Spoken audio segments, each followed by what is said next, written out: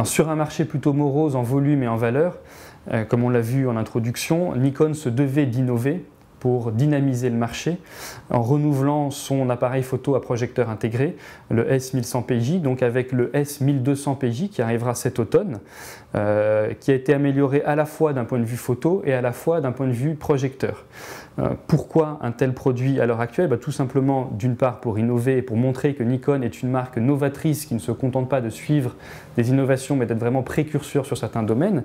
Et puis pour répondre aussi à une demande toujours plus croissante d'échange de données qu'on retrouve de plus en plus sur divers outils high-tech et qu'on se devait d'inclure en fait sur le monde de la photo.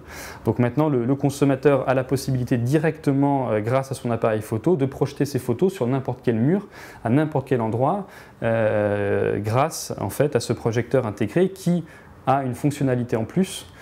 Grâce au câble fourni avec l'appareil photo, l'appareil peut être connecté directement à un iPhone, à un iPod ou un iPad et donc on a la possibilité de projeter des photos stockées sur votre smartphone via ce projecteur sur n'importe quelle surface plane à n'importe quel moment. Alors bien entendu, on se rapproche vraiment du monde des picoprojecteurs, secteur donc, qui est en pleine croissance à l'heure actuelle puisque là on bénéficie d'un projecteur qui a été nettement amélioré puisqu'on passe de 15 à 20 lumens. Le taux de contraste a été aussi énormément amélioré puisqu'on arrive à 100 pour 1. On gagne à la fois en luminosité, en contraste, en colorimétrie également. La diagonale de l'image a été également améliorée.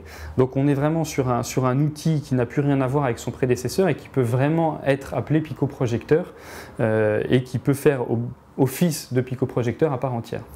D'un point de vue spécification photo, cet appareil bénéficie d'un capteur CCD de 14 millions de pixels, d'un très bon écran 3 pouces et également d'une très haute sensibilité puisque cet appareil photo monte jusqu'à 6400 ISO, bénéficie naturellement d'une stabilisation optique et de la vidéo HD. Alors c'est bien entendu un marché de niche à l'heure actuelle, mais c'est grâce à des innovations comme celle-ci qu'on va arriver à créer le marché, à créer la demande et à généraliser cette fonctionnalité sur les appareils photo d'ici quelques années. Donc c'est vraiment le travail que fait à l'heure actuelle Nikon.